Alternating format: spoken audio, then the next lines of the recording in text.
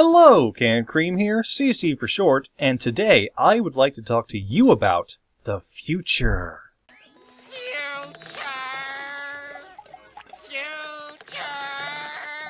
Or, to be exact, the future of My Little Pony Friendship is Magic. As you may recall from my previous video discussing how MLP as a series should end, I made the comment that fans could very likely expect the show to still be around for quite some time. Well, lo and behold, once again, everything I say is right. Friendship is Magic has been greenlit for 5 more years, and because no one in American television knows when to stop, chances are if the show is even half as popular then as it is now, there will be even more seasons after that. So be sure to find your hater friends and tell them to suck it. The show won't be going away anytime soon. This reveal does bring up an interesting question. Just what can we expect within the next half-decade worth of episodes? And how can the staff keep the show interesting in the years to come? Well, to answer that, I have composed a short list of what I think are the 3 key points that will do wonders to keep the show both entertaining and interesting. So, without further ado,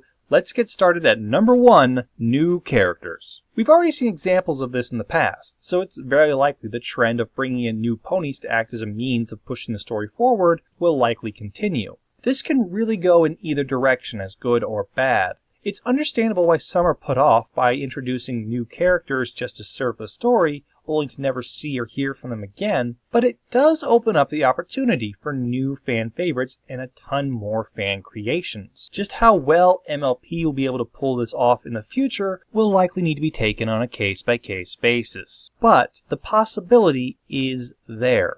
Number 2, age progression. It's a scary thing for a show to allow their characters to grow in age in front of an audience. For television shows with child actors, it's impossible to avoid, as your actors are going to grow in age before viewers' eyes. But when it comes to cartoons, there is the obvious luxury of keeping your characters perfectly preserved for all time. The only thing you need to worry about is your voice talent. This is why so often children in cartoons are played by adults. They can keep their voice the same.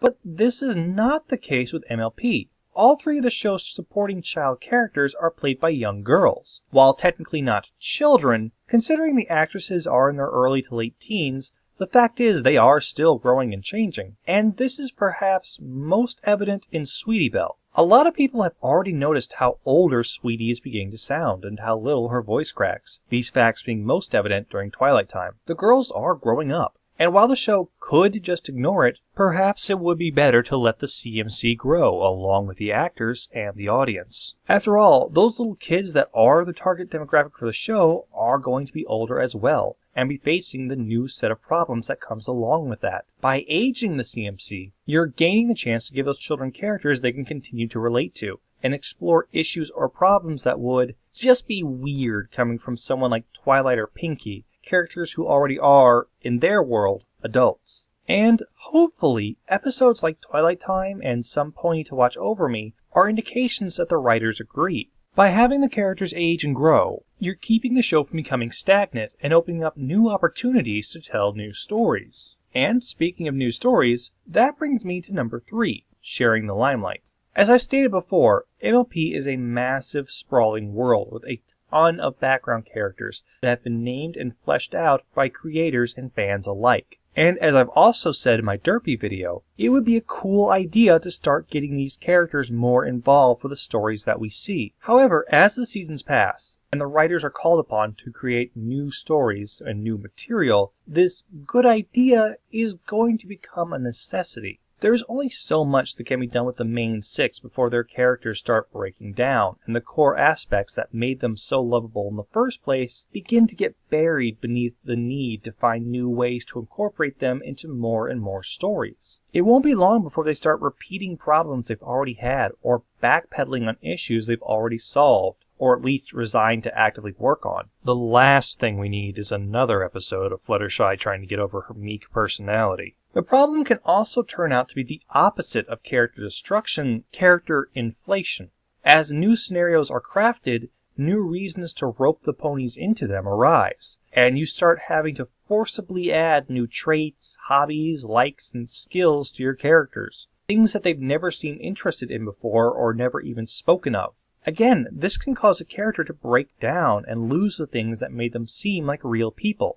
After all, we all have our likes and dislikes, things we're good at, things we're bad at, and things that just don't interest us. Why shoehorn a main character into a role when an already established background character could fit better, as well as stand to gain some characterization? For example, it always bothered me that Rarity was in the Ponytones. Traveling with a musical choir just didn't seem to be her thing, let alone leading one, since she was the one calling the shots the entire episode. I couldn't help but feel like this would be too much of a distraction to her fashion work. How is this not cutting into her time? After all, on several occasions we've seen her right in the middle of major or important orders, and after winning the first prize during Manhattan's Fashion Week, that certainly couldn't have hurt her business. Why not replace her with a character already established as a musical aficionado, like Octavia, for example? You could tell the same story and in the same way, but instead, Rarity is encouraging Fluttershy from the audience, rather than on the stage. Now, whether or not you agree with this exact scenario isn't necessarily the point.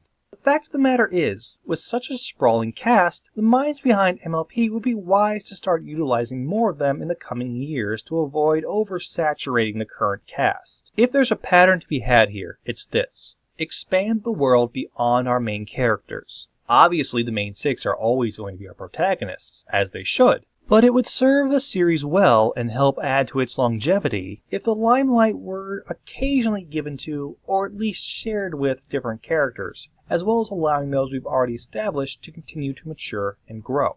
By preventing Equestria to stagnate, by breaking up the status quo that every episode must fall back on, MLP gains the real chance to keep fans watching and hold on to the audience they want to keep. After all, what drew so many to MLP in the first place was that it was unlike anything they'd seen before, at least in its given genre. But novelty fades, and if MLP banks on the wow factor being exactly the same 5 years from now as it was at the start without changing a thing, I fear they're going to start losing their audience. Change is a scary thing, yes, but it can also be for the best. But now I want to know what you think. What do you want to see in the coming years of My Little Pony, and what would keep you watching? Post your own thoughts below and let me know. Thank you very much for watching, and as always, stay pony, my friends.